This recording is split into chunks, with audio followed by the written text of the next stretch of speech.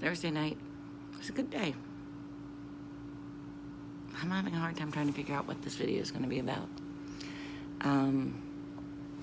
Started the day waiting for a client who was not showing up, and is the only client I've been annoyed with all week, and rightfully so, because she was flaky as hell.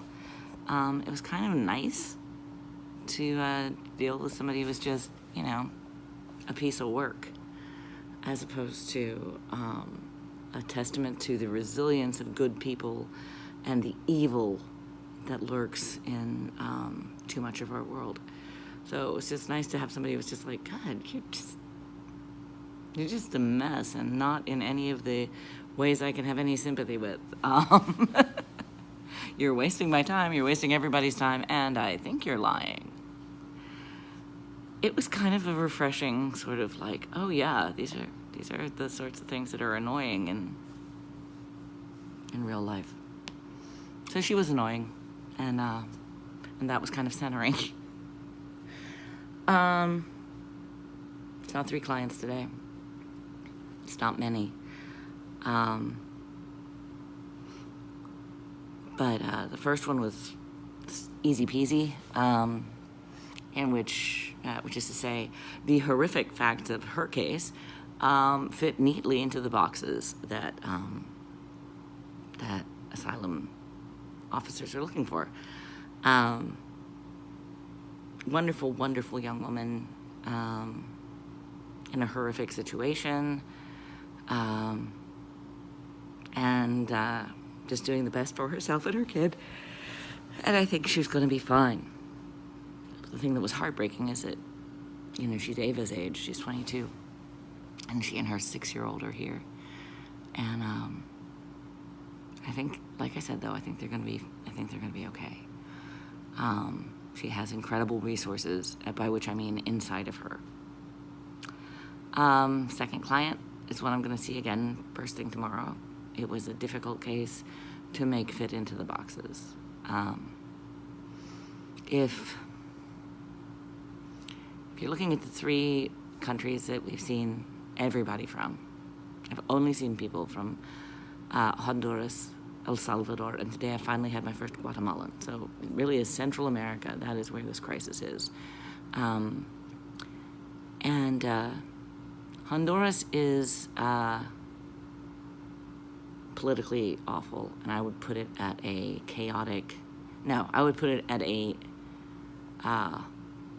neutral evil. El Salvador is lawful evil, by which I mean there are codes and there are laws, and it is really,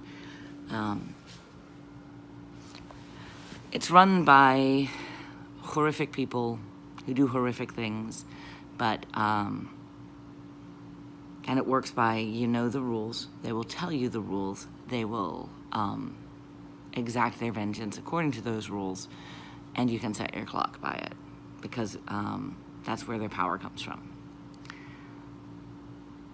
Guatemala, at least according to the version I was told today by this one client, Guatemala is chaotic evil. You could die at any time. You probably will. Shouldn't fuck with the gangs,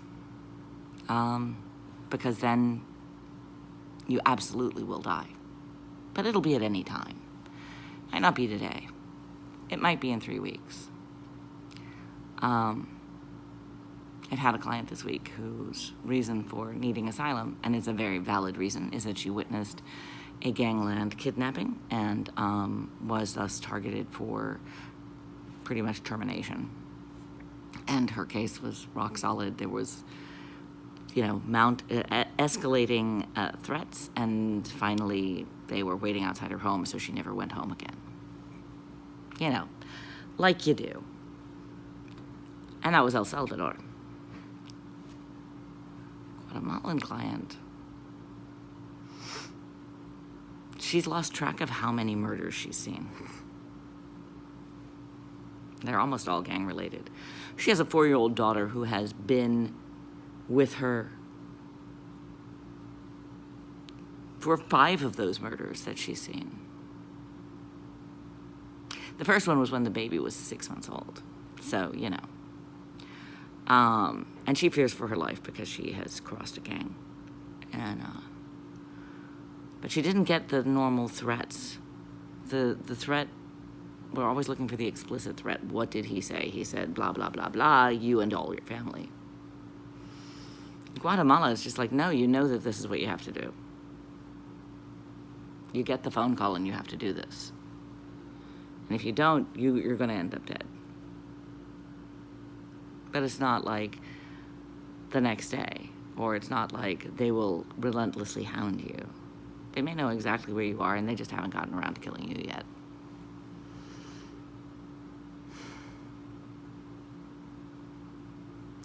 The cases like this are why that flaky client this morning pissed me off so much. It's like, you're wasting my time.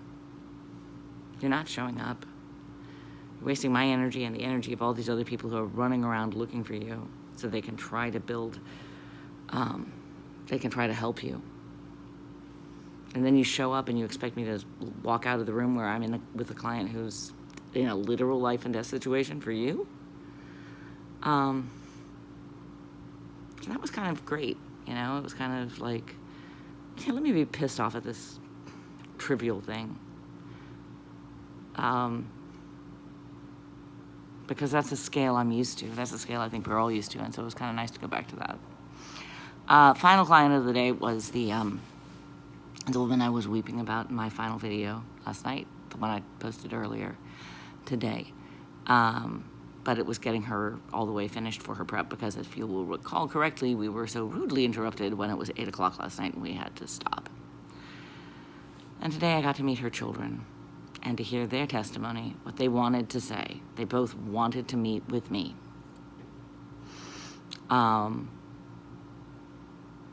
Because they want me to know things. And I asked them, you know, I told them that they might have to testify in front of the asylum officers, or they might not. And they were like, okay, if I have to, I have to.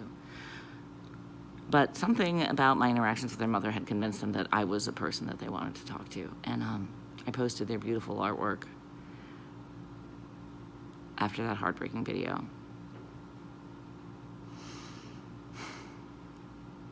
And then it was 7:15 when they left, and I snuck out. I snuck out before 7:30. And it's so weird to think, it's like, I've only been here for 12 hours. Shh, don't tell anyone. But I left, and I bought a bag of cherries and a bag of cashews, and I came back to my hotel and unwound a little bit, and then we had big table tonight, which is where we all meet up together, and that was good too. It's a great group of people. I could say some really lovely things about a lot of them, and I will. And I could say that Hogan Lovell has been amazing in their dedication to using their enormous resources on this hideous, hideous human rights case. But I can also say that there's really a reason I'm not a big firm girl. There's a mentality, there's a culture, there's a certain type of person for whom big firm life is perfect. And I'm happy for them that big firm life exists. I am happy for me that while I have not landed on my feet quite yet, in some ways, and I'm 50, but I'm happy for me that I crossed that box off long ago as that's not the route we're going. It's weird. It's a strange thing to realize out here. Not realize, to reaffirm out here. 30 years later. Anyway. But we all sat by the pool at the Best Western with our feet in the water for the meeting, and I don't know why, but I think it was really glorious because You know, the first meeting like this was Sunday night, and then the next one was Monday night, and we were all sort of formal and didn't know each other. And this time, quite spontaneously, we decided we were not going inside, but we were all going to take our shoes off and roll up our pants and stick our feet in the pool. Again, next time I come here, I'm bringing my bathing suit, and I'm staying at the Best Western. Because that pool is very small, but really sweet, and I want to spend some time in it. I would be happier this week if I had. This is too long. No, it's not. It's actually not that long. That's kind of great. Today was good. It was kind of anticlimactic in some ways. Didn't have a big arc to it. Tomorrow will be weird because it's my last day here. But I'm going to go, I'm going to finish the prep of the Guatemalan woman, and then I'm going to go to the hearing with the client who I saw yesterday and today, with the one with the kids, and the one I did that video about her interaction at the border. And then I'm just going to prep other people for next week when there's a whole new batch of attorneys here. And then I'm going to just come home, and home being the hotel, and relax and try to unspool tomorrow night and get up in the morning and catch a plane. Love you guys. Bye.